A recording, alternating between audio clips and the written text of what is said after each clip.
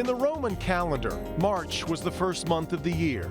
Things began anew in March, and in the 2013 edition in Detroit, we see a March quite momentous. Governor Snyder names an emergency manager to take over the city of Detroit. For a former mayor, it was a bit like the Ides of March as a jury brings the curtain down on an era of greed and corruption. And at the Vatican, the College of Cardinals seeks divine guidance to anoint a new leader for the world's 1 billion Catholics. Yes, a momentous march. From City Hall to the halls of the city schools, from Lansing to Rome, a close look at the promise that blows alongside the winds of change. All tonight on Dateline Detroit.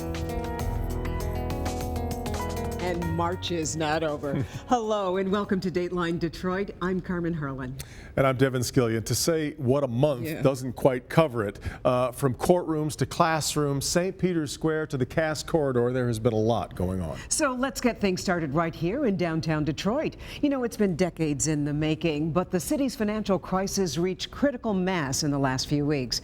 A landmark decision from the governor put an emergency manager in charge. Our Mara McDonald has more on what brought Detroit to the brink and whether an EM might actually be the financial fix. Let's start with the math, realizing that the math is pretty bleak. Less than 50% of Detroiters pay their taxes. You add into that crushing debt and pension obligations that consume 42 cents out of every dollar that this city has to spend. It's a situation that finally reached critical mass this March. And he just chosen a gentleman to be the emergency manager for the city of Detroit.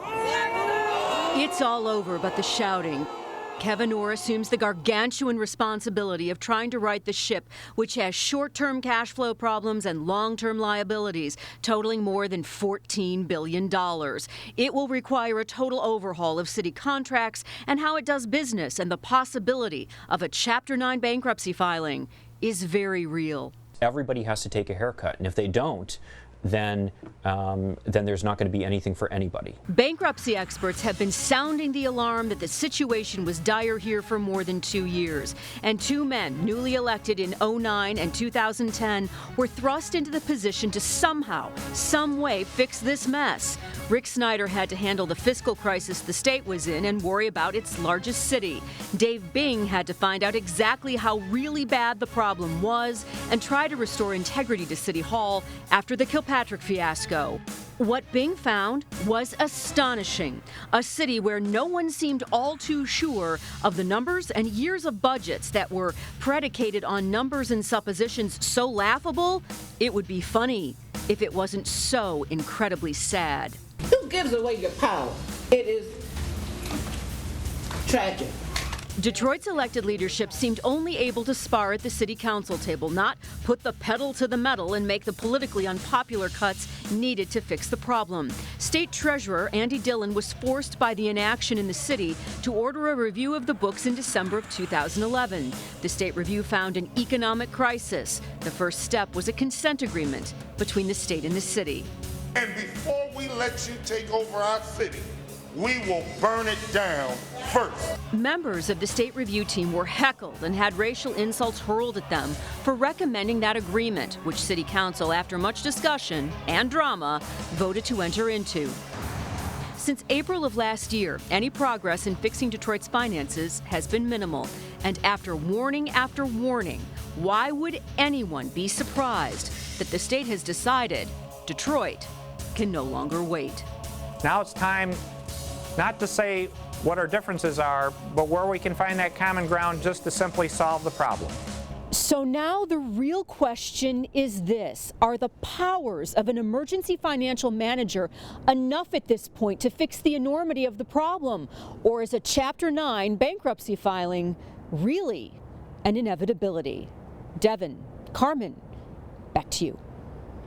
All right, thank you, Mara. Let's now bring in the emergency financial manager for the city of Detroit. We're very happy to have Kevin Orr in the studio with us. Welcome. Hi, Carmen. Hi, Devin. Hi there. Kevin, let me start with Mara's final point there. There are many who believe that what we're watching is kind of a dance of manners, of procedure, that this is what has to happen, but that ultimately bankruptcy is inevitable. Bankruptcy is not inevitable. We'd like to think that if reasonable people can negotiate, that we wouldn't have to do that. There have been other situations, New York, Philadelphia, Providence, where bankruptcy was not necessary, but bankruptcy certainly is an option if we can't get there.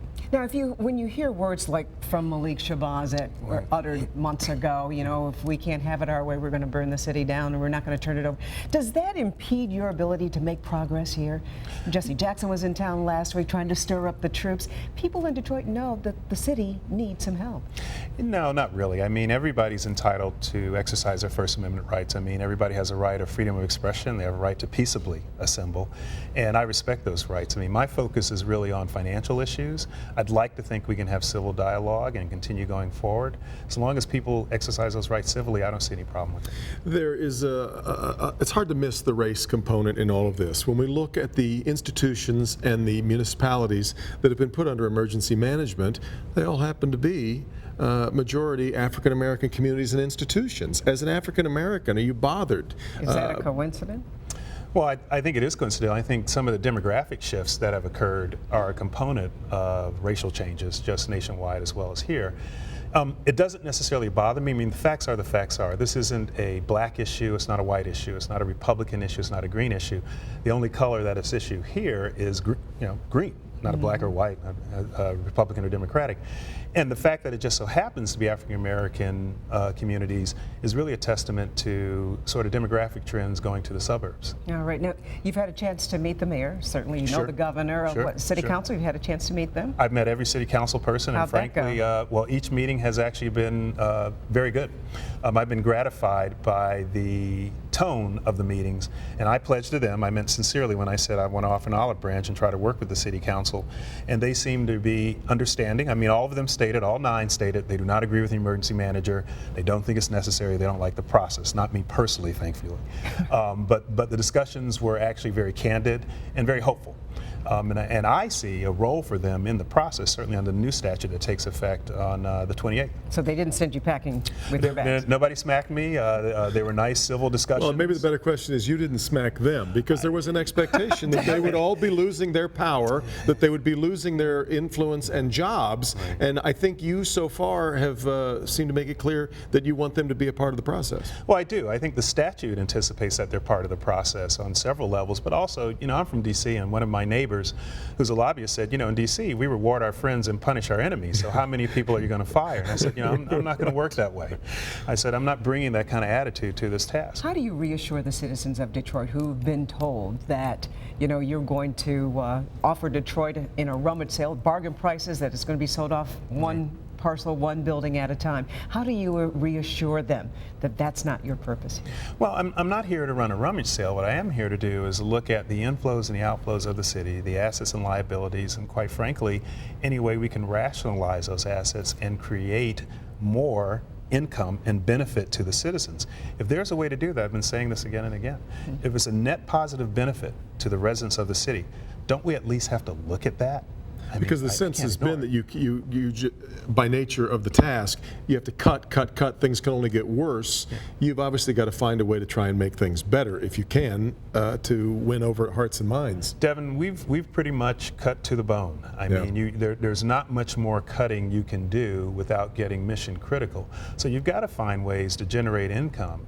You've got to find ways to maximize the value of the city's assets. I know this is very troubling to some people, and I know the concepts, they think that's all I'm here to do is to, you know, go through a rummage sale, represent the moneyed interest, and but not at all. This is very common in corporate bankruptcies and other municipal bankruptcies. This is the process. These problems have been coming here for 50 years. Yeah. They were critical in 2005. Sure. This is a union town, strong union town. Will you meet with union leadership and get them on board? I have to. That's part of my job. I would love to when the time is right. I'm still just digging out from the paper flow that I've been reading through. Did you have your brackets? Most important, everybody's got that paperwork at the top these days. I do. Michigan plays Kansas on Friday. I know. I'm waiting. We've got a little wager here. Yes, indeed. Kevin Orr. So nice. Carmen, it's very nice. Thank you very much for the time. Devin, it was a pleasure meeting you nice as well. Nice to have you here, and obviously many more conversations to come. Yeah. I'll be around. All right. Okay. Coming up, former First Daughter Chelsea Clinton on her family. You know, my parents are thrilled that I'm so focused on Education Nation and things like that, because they hope that that's a harbinger of, you know, future grandchildren. So A look back at the unbelievable saga that kept our city riveted for the better part of a decade. Plus, why this little devil is a sure sign of spring. But first, choosing a pope in the 21st century, an inside look at the mystery, tradition, and now a little technology.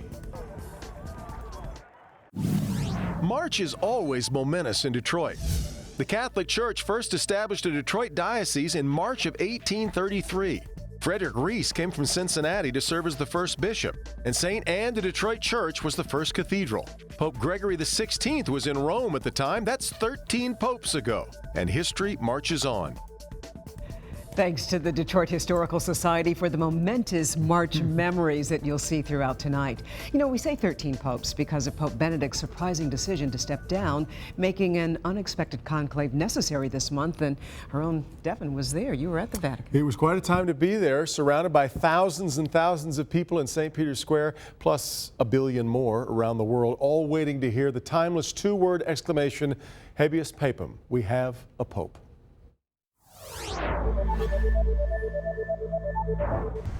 It is the world's smallest country. In fact, at 1/5 of 1 square mile, you can walk it in no time. And yet, the world's smallest country contains the world's largest church, St. Peter's Basilica, its dome towering above Rome, and its splendid square a mathematical marvel that is one of the world's truly great public spaces.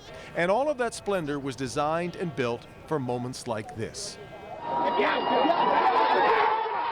The bones of St. Peter are believed to be beneath all of this marble and stone. And with more than 1 billion Catholics in the world, the search for his 266th spiritual heir does draw a crowd. And those who work here, like Carolina Ray of Bloomfield Hills, plan their days around the smoke signals. This is the Catholic Super Bowl, and I want to be here for every minute of it. It is odd that in this era of texting and Twitter, here we all stood, staring through the rain at a small copper chimney. But it's hard to imagine an email blast generating this kind of energy. Beneath flags from all over the world, the Catholic family, so often torn apart and separated by doctrine and disagreement, was reminded of the tie that binds. So you stand without much complaint, and you wait and wait while you wonder at what is happening inside. I can tell you, it's a strange feeling, especially having been in a conclave before. Here's a man who knows. You'd have to believe Cardinal Adam Maida only feels more qualified 8 years after having voted in the last conclave. But only cardinals under the age of 80 are allowed to vote. He knows of the quiet contemplation in the Sistine Chapel and the reality that it takes a special cardinal to even want the papacy draped across his shoulders. No matter to whom it happens, there's a surprise. I think none of us feel like we're worthy of that. In fact, we in many ways fear the work because it's almost beyond human abilities to address the challenges of the day. Oh, and there are plenty of those. The church is still pockmarked by deep wounds caused by the sex scandals in the priesthood, the reports of a Roman curia that is out of control, and a Vatican bank that has been tied to money laundering and gangsters and yet has long resisted closer inspection. Add to that shortages of priests, declining Catholic allegiance in key parts of the world, and you wonder, can one man come in and change it? And can it be a 76-year-old pope who is seen to prefer street-level work to top-down governance? Habemus Papam. I believe the line is, you had me at hello. Barely a moment after the new pope appeared, whatever ecumenical divisions that might have existed in the crowd seemed to go up with the white puffs of smoke. As a non-Catholic, it was impossible for me not to feel the profundity of the moment. A moment awash in firsts. The first Latin American pope, the first Jesuit pope, and the first Pope Francis in honor of St. Francis of Assisi, which went over like a thick, warm blanket on a chilly, rainy night. It was crazy. Everybody was chanting. Everybody was really excited. It was just chaos. We came on the metro. You could barely move. Everyone was just running to get in the square. It was like the most exciting thing I've seen in Rome. A couple of Detroit seminarians were getting a master class in conclave studies, and what better way for priests in training to see the church they wish to serve come so alive, with every corner of St. Peter's packed to the brim. Not that that stopped them. We were planning our lives around getting over there. I set my umbrella so I could grab it on the run right after evening prayer, right after leaving the chapel. And we ran down there, we pushed our way toward the front, And when the white smoke came, we shut our umbrellas, we ducked under everyone else's umbrella and worked our way. We were literally 3 rows from the front. It was. Is that priestly behavior? We didn't push anyone. We just kind of, just worked our way up. It was such an amazing experience for all of us. All of us gathered together in prayer, in faith, united under our shepherd, who is Pope Francis. The start of a historic papacy in a number of ways with the ascension of Cardinal Francis, and yet no Detroiter was able to vote on that. Over the last couple of years, Detroiters have had a lot of influence at the Vatican. Cardinal Maida voted in the last conclave, so did Cardinal Sciacca, and in fact Cardinal Sciacca here in Rome rose to almost heroic status for the way that he helped reorganize the Holy See. Cardinal Maida believes it's time for Detroit to have a cardinal again. I don't know when or how, whatever, but nonetheless, I think the needs and the work that's being done in Detroit is still deserves to have that kind of leadership. And when you're a cardinal, you're not just a cardinal for the city or the state. Remember, when you're a cardinal, you come with certain gifts that are necessary in the mind of the Holy Father in helping him in his service to the whole world. And that whole world suddenly felt much smaller that night, a night when the old church celebrated a reach into the new world. And the new world felt an emotional and rich welcome centuries in the making. It is the first time we have a Pope from Latin America, and it's so. What does that mean to you?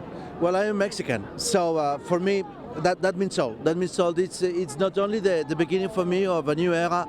I don't know if you know the background of this gentleman. I believe that he is going to do really something that we need right now. I mean, he's going to provide us hope in the future, hope in the world needs this guy. That guy he's talking about is Pope Francis. The world needs that guy. The atmosphere that night was, of course, just electric, but not just metaphorically. Take a look at this video. Look at all of the smartphones that are going all off. of the cameras recording this historic moment. It was funny, that old school of waiting for smoke to come from a chimney, married with this kind of technology. You would have to believe, Carmen, I would think it was one of the most immediately communicated and disseminated moments ever. Oh, I certainly watched it along with everybody else, but I think what really impressed me the most is how universal the church really is. People from every corner of the earth, every ethnic group, every nationality really represented a reminder of that right that there. night, no doubt. Was. Well, we've got to go on from Mr. Mayor to number 446-78039. An inside look at an epic fall from glory. Plugging the brain drain. Detroit's most cutting-edge companies come together to try to keep our brightest young people here. And from the teenager we all remember in the White House to making her own mark on the most important issues of today. I sit down with Chelsea Clinton next. March is always momentous in Detroit. Michigan's first TV station powered up in March 1947. That's right, Channel 4 in Detroit. We were known as WWDT in those days. Since hardly anyone owned a set, newspaper ads invited people to department stores just to watch TV, and history marches on.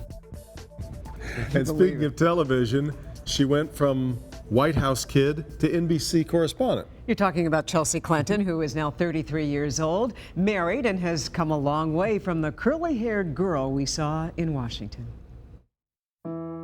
Growing up with two very prominent parents, Chelsea Clinton has always been in the spotlight, like it or not. Father Bill Clinton was already governor of Arkansas when Chelsea was born, and just when she hit her teenage years, she moved into the White House. The president and first lady mostly succeeded in shielding Chelsea from the media glare. She weathered scandal while away at college, and after graduation started a career in finance and consulting. She was at her mother's side during the 2008 presidential campaign. Now, as an NBC special correspondent, Chelsea finds herself in front of the camera again, this time shining the media spotlight on other people traveling the country to tell their stories. Chelsea came to Detroit to help host discussions for NBC's Education Nation, of course, a project very close to her heart. And I had a chance to sit down with her, and we talked about family, her future, and her new mission.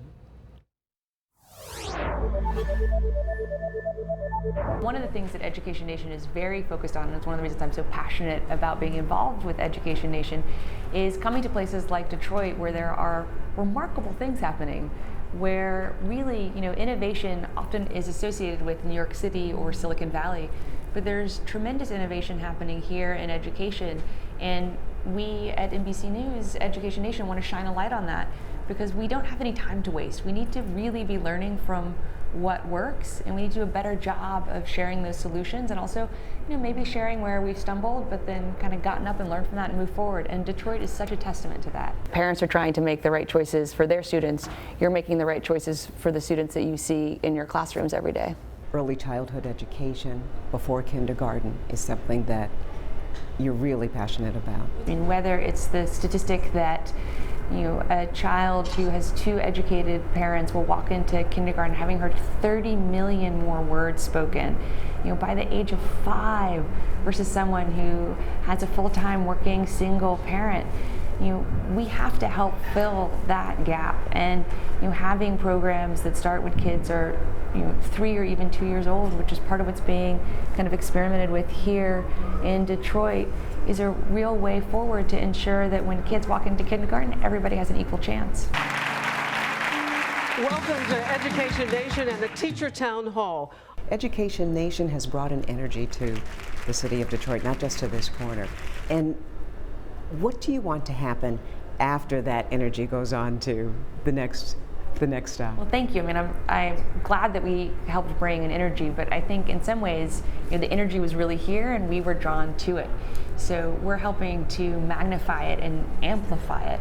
Detroit is turning a corner, and I think our country is turning a corner, but if we're really going to move into the 21st century as quickly and as strongly as we all want to, we all need to kind of be in this together and learning together what works, and also being honest about what doesn't work. What message do you want the kids to take away from this? What message do you want the parents to take away from this and the community? Well, I think that for kids, to know that they have the right to demand a good education. That ultimately this really is about them and what's right and best for them and for their families.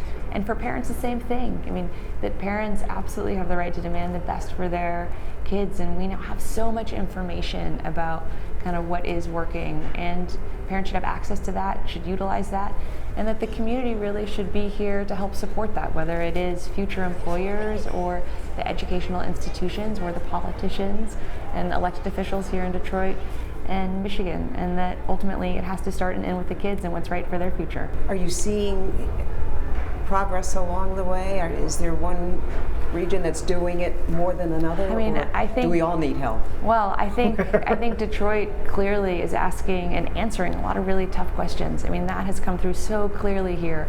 I mean, just the willingness to experiment with different approaches, kind of the willingness that is so evident among not only kind of the governor, but school officials here, not only among big employers like General Motors, but small employers, parents who have students of all ages. I mean, I think that is the greatest signal of real optimism, and it's something that all of us can learn from. Let's talk a little bit about you. Sure. First of all, I want to know, how's your mom? How's my mom's doing great. Thank you. Yeah, she's doing great. And your dad? Great. Yeah, no, I'm so blessed. I mean, I just turned 33. And I know, oh boy. And so, my parents are thrilled that I'm so focused on Education Nation and things like that, because they hope that that's a harbinger of, future grandchildren. So at some point, not in the near term, but at some point. Now you get the feeling she's feeling a little pressure there. Yeah, how do you sit down and talk with Chelsea Clinton without asking about her mom running? And I did ask her, in fact, would her mom consider running for president again? It was a question she didn't want to answer, but she did respond. And all she said is, she's resting. So I said, I'll accept that. It's interesting because we all feel like we watched her grow up. We do. So we feel like we know her. 33, we Isn't do. that something? Yeah, she's got great poise. Coming up, why what's happening in a conference room could stop Metro Detroit's most promising young people from moving to the coast. But first, the man once called Detroit's most promising politician sits in federal prison tonight. No matter how much you think you already know, how he got there will astonish you. March is always momentous in Detroit. Cass Avenue, Cass Tech, Cass Lake, all are named for Lewis Cass, the great Detroit politician who became U.S. Secretary of State in March of 1857. Lewis returned home after resigning the job, retiring to his Detroit farm. And history marches on. It took more than a decade for whispers of impropriety to grow into 30 counts of federal charges. Defender Kevin Dietz has been following the story from before Kwame Kilpatrick moved into the Manoogian mansion through his latest stay in Milan's federal prison.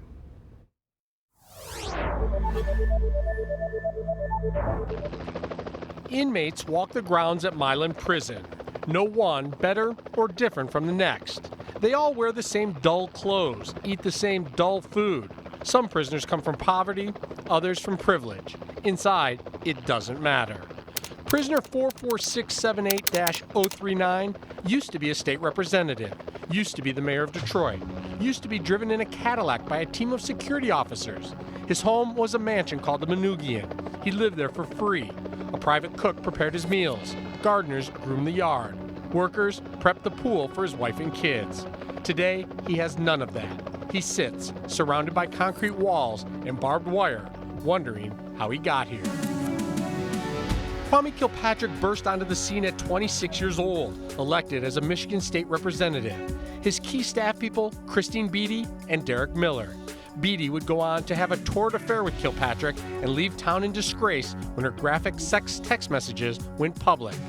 Miller would go on to become the key witness in Kilpatrick's racketeering trial, which ended with guilty verdicts and 24 felony convictions for Kwame Kilpatrick. Guilty of racketeering. Kwame Kilpatrick guilty of racketeering. As a state rep, the young politician with so much potential was already breaking the law. He had a new friend named Bobby Ferguson who wanted state grant money.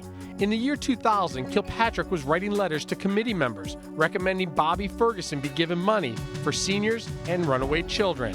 Ferguson instead used hundreds of thousands of dollars to buy a duplex and to renovate his offices with what he called a chilling pad. Kilpatrick steered more money to a local church, who turned around and gave $75,000 to his wife Carlita Kilpatrick for conflict resolution training that never took place. Lansing lawmakers shut down the money flow, but the story did not go public. A year later, Kilpatrick was elected the youngest mayor in the history of Detroit. Almost immediately, he put an earring in and told the public he only stopped wearing it to win votes from senior citizens, a small sign of the dishonesty that was yet to come. On stage, Kilpatrick was sensational, saying all the right things. Behind the scenes, he was showing up late for meetings, and rumors were swirling that parties were taking place at the Manoogian Mansion, which was sitting empty for renovations. In April 2003, exotic dancer Tamara Green was murdered. Her family attorney saying she danced at a never-proven wild party for Kilpatrick at the Manoogian Mansion. I would never disrespect my God, my wife, or my children, or my home, or the citizens of the city of Detroit with this nonsense like a rumor at a party. Police officers who investigated the party were fired or demoted. Dozens of reporters chased the rumors, but no proof ever surfaced. But the constant digging by reporters discovered new deceit. The defenders broke a story of Kilpatrick using thousands of dollars in petty cash to buy personal items. Soon, he was also busted for improperly using the city credit card for lavish vacations, limos, and nights on the town. Apologies and paying back some of the money took care of most of the problem, until he was caught red-handed, lying about a red Navigator. There was never any intention by anyone here to mislead, misinform, or lie to anyone in our community, and we don't do that. Kilpatrick used police funds to buy the luxury car for his wife, but denied it to reporters. Then he said it was an undercover car for the drug unit, but he could not explain why police lights and sirens would be on an undercover unit. Eventually, he admitted to lying. Despite the missteps, Detroiters re-elected Kilpatrick in a close race against Freeman Hendricks, Kilpatrick promising to turn over a new leaf. Today is a time for transformation. It's a time for change. But things got worse, much worse. In 2007, a jury awards fired police officers Gary Brown and Harold Nelthrop $6.5 million.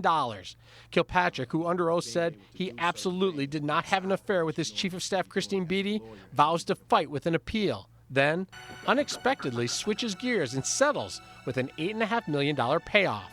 Why? Because the defense team obtained Kilpatrick and Beatty's steamy sex text messages. Kilpatrick wanted to make sure they never went public, but they did. I'm sorry for the embarrassment and the disappointment the events of the past few days have caused you. Prosecutor Kim Worthy was watching. She charged Kilpatrick with perjury in 2008. Kwame fought the charges, and a deputy who was trying to serve a subpoena at the home of Kilpatrick's sister. Kilpatrick is charged with assault. He takes a business trip to Canada without permission and is ordered to spend 1 day in jail. Governor Jennifer Granholm holds hearings to remove the mayor from office. Then, on September 23rd, the defenders break the story. Kwame Kilpatrick has agreed to resign, not run for office for 5 years, and pay $1 million in restitution. The next day, he makes it official.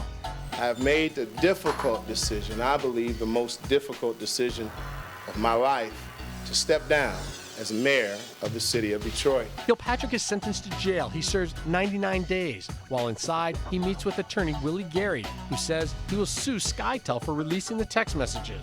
In an exclusive interview, the Florida attorney, who's won hundreds of millions of dollars for other clients, tells the defenders he will win $1 billion for Kilpatrick. You're talking about close to 15,000 violations. Well, if you were talking 50,000 per violation, you add the numbers. When Kilpatrick is released from jail, it's midnight. Hundreds of supporters are in the streets.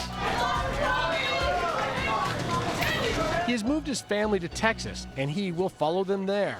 The court's allowing him to go as long as he serves his community service and pays $6,000 a month in restitution.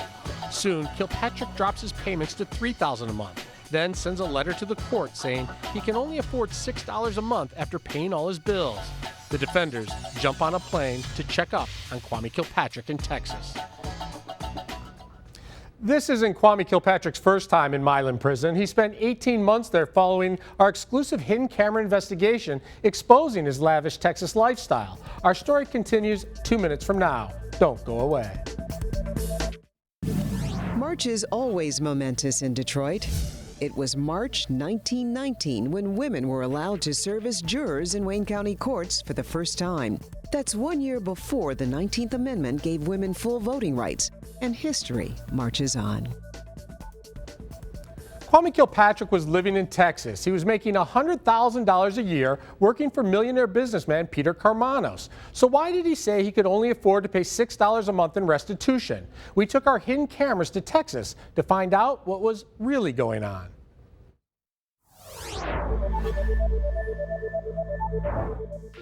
We find the Kilpatrick family living in a massive mansion with a swimming pool in a gated community in South Lake, Texas.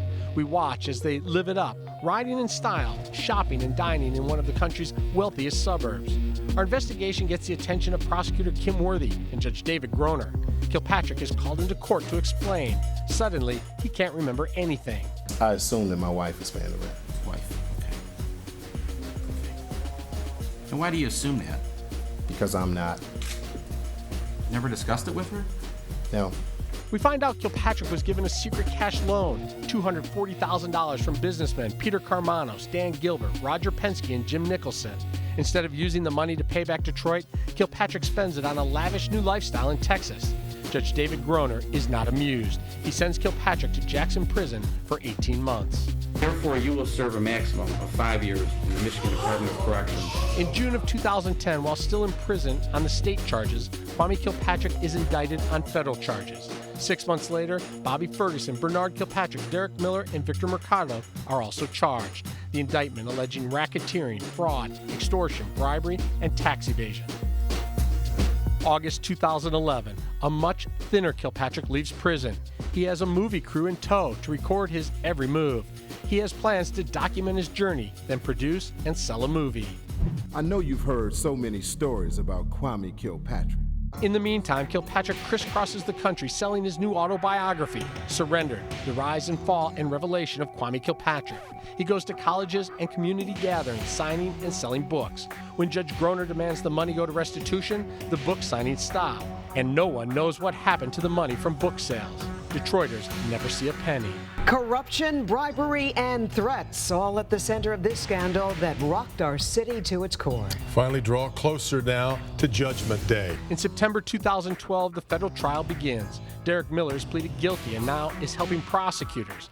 Soon after, water boss Victor Mercado throws in the towel, pleading guilty in exchange for the most serious charges being dropped. The 5-month trial has its share of side stories. Kwame Kilpatrick is wearing beads on his ears to try and lose weight. a sleepy juror is dismissed. A defense attorney is rushed out of the courtroom on a stretcher. His heart problem delays the trial by 2 weeks. Kilpatrick fails to report gifts as income. His parole officer says he can no longer go home to Texas. He's put on tether and misses his son's birthday. But when they start, to do that kind of stuff, it's pretty sad. Another attorney gets into a pushing match with a reporter. A trip to a Walmart is caught on video. Kilpatrick is cashing a $2,000 check from a Chicago pastor. Kilpatrick fails to tell his probation officer and is sent to jail for the weekend. As the defense presents its case, Kilpatrick's wife Carlita and 3 sons show up at court.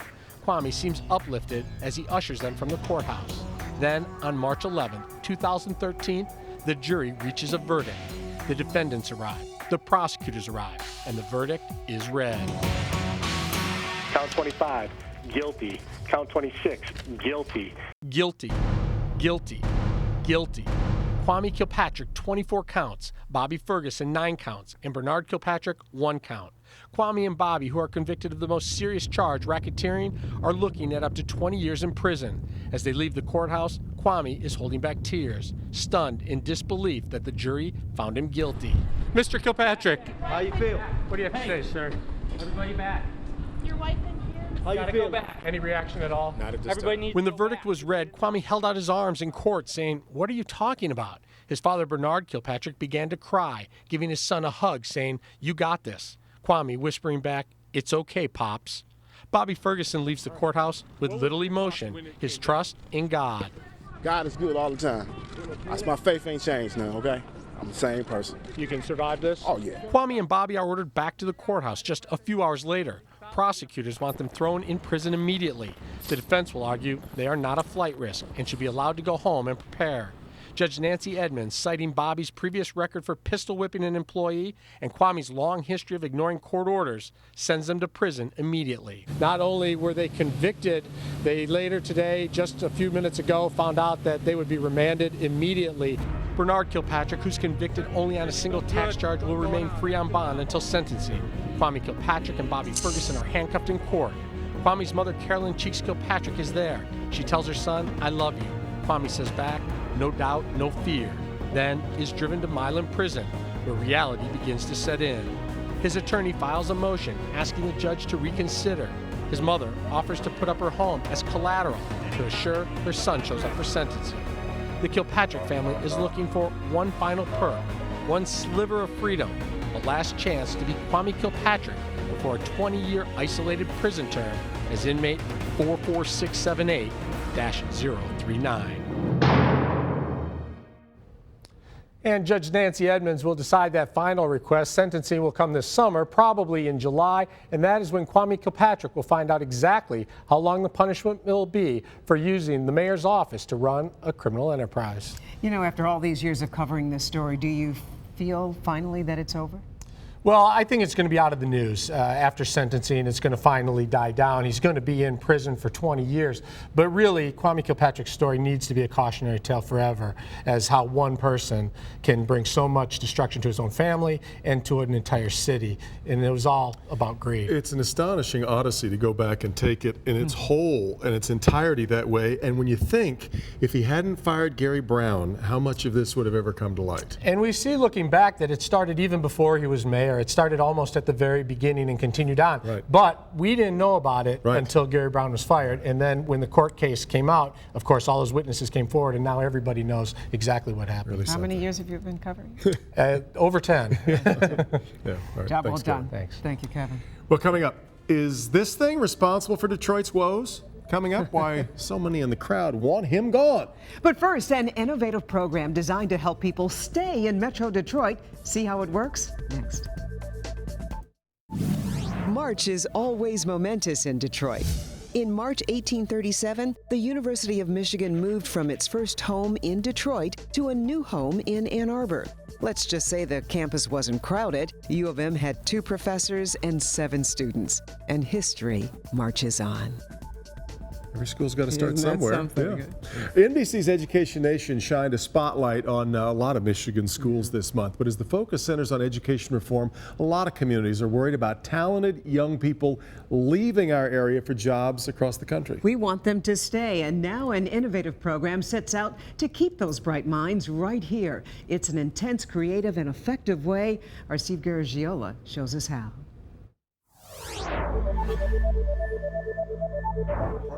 One of Michigan's toughest battles right now is against the brain drain.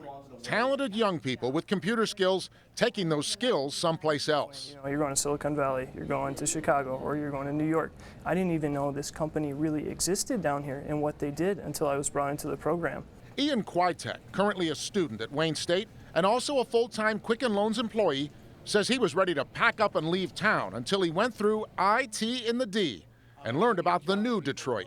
To see Detroit coming back in a different field than automotive, it's a beautiful thing, you know, we're coming back. The program is the result of an innovative partnership between 5 locally based companies: CompuWare, Quicken Loans, Galaxy Solutions, Marketing Associates, and Fathead.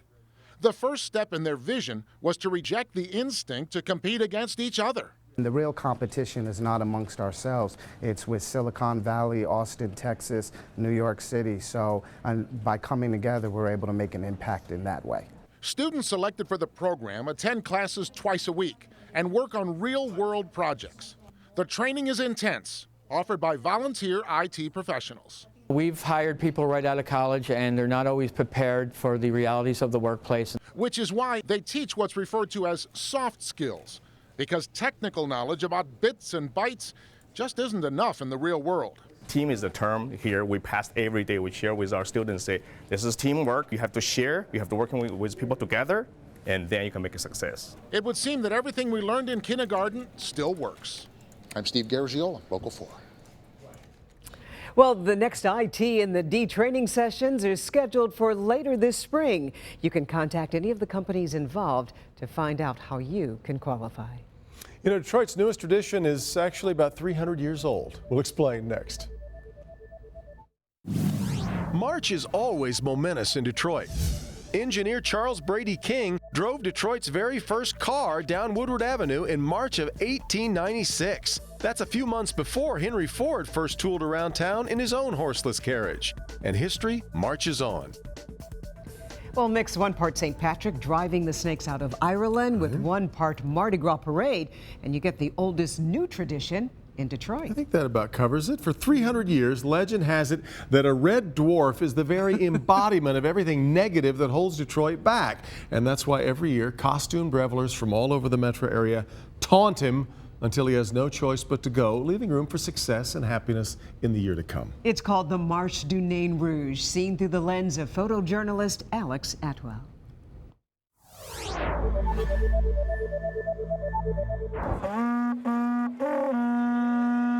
This is the Marche du Nain Rouge. We're rocking with the name. Detroit Celebration. It's a positive community event where we bring together Detroiters. This is a parade to drive the Nain Rouge out of the city of Detroit. It's a really fun day. The Nain Rouge appears.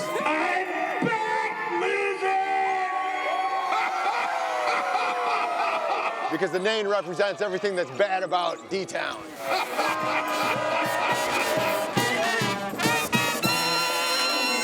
The Nain Rouge is a mythological figure. It's been around basically since the beginning of Detroit. And now Detroit is in shambles, and your government has collapsed. Your democracy is in ruins. The Tigers lost hard, and you're one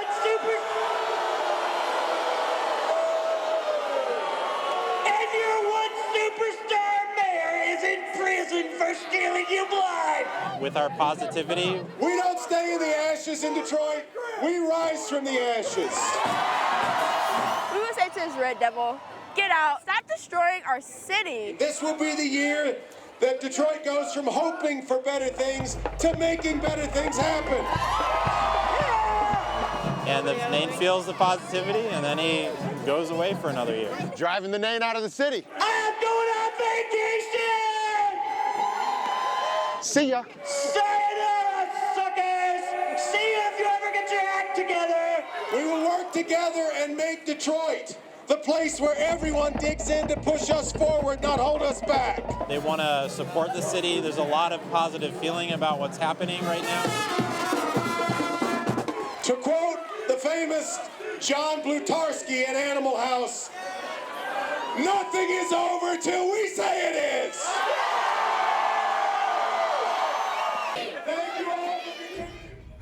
Just had to do my little part. I was very happy to be there. Boy, you were right at home. It was a good time. A huge crowd again. It grows every year, so make sure you head to your calendar. Make sure you're there next March. Great time. All right, looks like it. Before we close the door on this Dateline Detroit, we want to tell you about another important story that we're working on for 11. Here's Defender Karen Drew. There's something going on at a local college that has students and teachers asking, what's going on? Students wearing the same thing every day for an entire month to bring attention to a serious problem. It's something that no one person can stop on their own. It happened to this woman when she was just a teenager. I mean, I was vulnerable and I lived in a nice neighborhood. I'm Local 4 Defender Karen Drew with a story on how a group of local women at one school are trying to expose a dirty and dangerous secret going on in our neighborhoods. The story tonight at 11. All right, Karen, and until then, thank you so much for joining us for Dateline Detroit. We will see you right back here for Local 4 News at 11. Good night.